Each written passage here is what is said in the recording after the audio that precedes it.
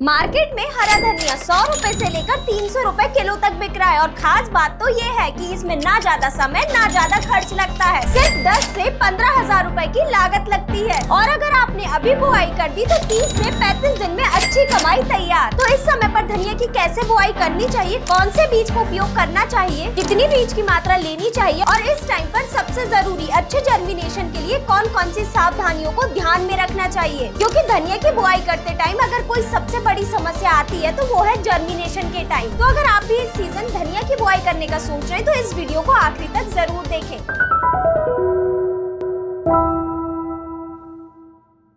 नमस्कार किसान भाइयों, स्वागत है आपका कात्यायनी ऑर्गेनिक्स के YouTube चैनल में। तो चलिए बिना देरी करे इस वीडियो को शुरू करते हैं। सबसे पहले बात करते हैं इस टाइम पर धनिया की बुआई का सही समय क्या होता है। तो इस टाइम पर यानी कि ये फरवरी में जो भी किसान धनिया की खेती करते हैं तो आगे चलकर मार्केट में रेट आपको अच्छे देखने को मिलेंगे ही, क्योंकि अगर आप इस टाइम पर धनिया की बुआई करते हैं तो आपकी हार्वेस्टिंग लगभग मार्च के आखिरी सप्ताह तक हो जाएगी। तो इस टाइम पर आपको लगातार रेट अच्छे देखने को मिलेंगे। और वही अगर बात करें पीक सीजन की यानी कि मेन सीजन की, जब आपको ये हरी धनिया के रेट काफी ज्यादा देखने को मिलेंगे, तो वही है मार्च से अप्रैल के बीच का महीना। अगर आप इस महीने में धनिया की बुआई करते हैं तो मार्केट में रेट आपको काफी ज्यादा देखने को मिलेंगे, क्योंकि इस टाइम पर मार्केट में ये हरे धनिया की डिमांड काफी ज्यादा होती है और इतना ज्यादा कोई किसान इसकी खेती नहीं करता। तो अगर इस टाइम पर आप धनिया की बुआई करते हैं तो आपको अच्छे रेट देखने को मिलेंगे। वही वीडियो में आगे बढ़ते हुए अब बात करते हैं कि कौन से बीज का उपयोग करना है बुआई के टाइम। तो आप एक बात को हमेशा ध्यान रखें, जब भी आप धनिया की बुआई कर रहे हैं आपको साबुत बीज को कभी भी उपयोग में नहीं लेना है, आपको फूटे हुए बीज को ही उपयोग में लेना है।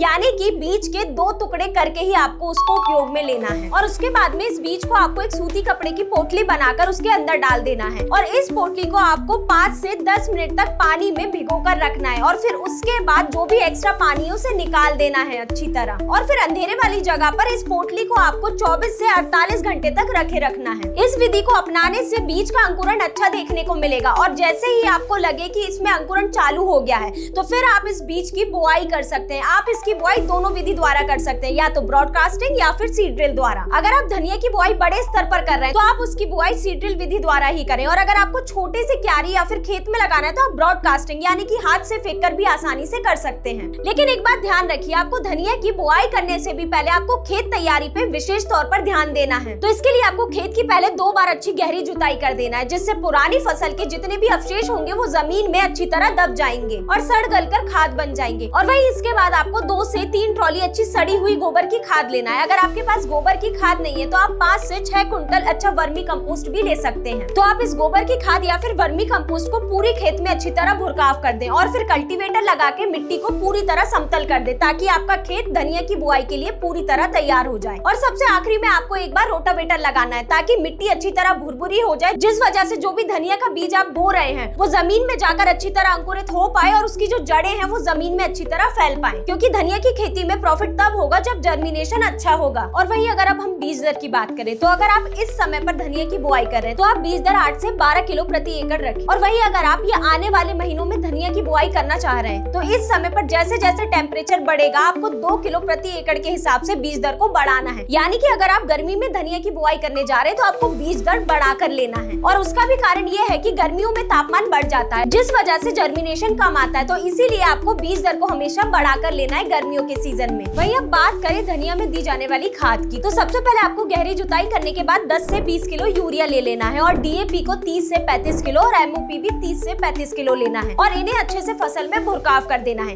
लेकिन किसान भाइयों, अगर आप ऑर्गेनिक खेती कर रहे हैं तो आप ये डीएपी और एमओपी की जगह ऑर्गेनिक पोटाश और प्रोम का उपयोग करें। इससे भी काफी अच्छे रिजल्ट देखने को मिलते हैं। जहाँ प्रोम में फास्फोरस की भरपूर मात्रा पाई जाती है, वहीं ऑर्गेनिक पोटाश में संतुलित मात्रा में पोटाश की मात्रा आपको मिल जाएगी। तो अगर आप ऑर्गेनिक खेती कर रहे हैं तो आप ये ऑर्गेनिक पोटाश या फिर प्रोम का उपयोग करें। वहीं अब धनिया की खेती में बात करें अगर सिंचाई की, तो अक्सर किसान क्या करते हैं, फ्लड इरिगेशन द्वारा धनिया में सिंचाई करते हैं, जिस वजह से जमीन में ज्यादा नमी होने की वजह से ना तो जर्मिनेशन सही से हो पाता है और अगर जर्मिनेशन हो भी गया तो फ्लड इरिगेशन की वजह से पौधा ज्यादा देर तक जमीन में नहीं टिक पाता है और बह जाता है। और साथ ही में अगर फ्लड इरिगेशन द्वारा सिंचाई करते हैं तो पौधे में जड़ गलन जैसे कई सारे रोगों के आने का खतरा भी बढ़ता है। तो आप कोशिश करें, अगर आप धनिये में सिंचाई कर रहे हैं तो आप स्प्रिंकलर विधि द्वारा ही करें, यानी कि फुहारा विधि द्वारा ही करें। इससे संतुलित मात्रा में पौधे को पानी भी मिलेगा और पौधे की बढ़वार भी अच्छे से हो पाएगी। वही अब बात करें, जैसे ही आपकी धनिया की फसल 20 से 25 दिन की हो जाए तो इस समय पर आपको पहला स्प्रे करना है। और पहले स्प्रे में भी आपको NPK 19-19-19 लेना है, हेक्सा 5+ लेना है और सीवीड एक्सट्रैक्ट को लेना है। पहले स्प्रे में अगर आप NPK 19-19 को उपयोग में लेते हैं तो ये पौधे के वनस्पतिक विकास में सीधे तौर पर मदद करता है, जिससे पौधे में अच्छा हरापन आता है और इस हरे धनिये के दाम आपको ज्यादा देखने को मिलेंगे। और वही हेक्सा 5+ में मौजूद हेक्साकोनाजोल 5% SC फसल में आने वाले उगटा रोग, डैम्पिंग ऑफ और पीलेपन जैसी समस्या को कंट्रोल करेगा, जिससे फसल में आने वाले रोगों का खतरा कम हो जाएगा। और वही इस स्प्रे में मौजूद सीवीड एक्सट्रैक्ट फसल में तनाव को झेलने की क्षमता को बढ़ा देता है, जिससे फसल की बढ़वार भी अच्छे से हो पाती है और फसल में फुटाव अच्छे से आता है। और वही अगर इस समय पर आपको फसल में पीलेपन की समस्या ज्यादा देखने को मिले तो आप इस समय पर इस स्प्रे के साथ मिक्स माइक्रोन्यूट्रिएंट को मिलाकर ही छिड़काव करें। इससे पीलेपन जैसी समस्या नहीं आएगी, क्योंकि इस मिक्स माइक्रोन्यूट्रिएंट में 6 सूक्ष्म पोषक तत्व मौजूद होते हैं, जिससे फसल में पीलेपन जैसी समस्या नहीं देखने को मिलेगी। तो अगर किसान भाइयों आप भी ये आने वाले सीजन में धनिया की बुआई करने का सोच रहे हैं तो आप 100% कर दीजिए, निश्चित तौर पर आपको अच्छा मुनाफा देखने को मिलेगा। तो अगर आपको ये वीडियो में बताई गई जानकारी पसंद आई है तो इस वीडियो को लाइक करें और चैनल को सब्सक्राइब करना ना भूलें। और हाँ, अगर आपके मन में धनिया की खेती से जुड़ा अभी भी कोई सवाल है तो आप कमेंट में जरूर बताएं। धन्यवाद।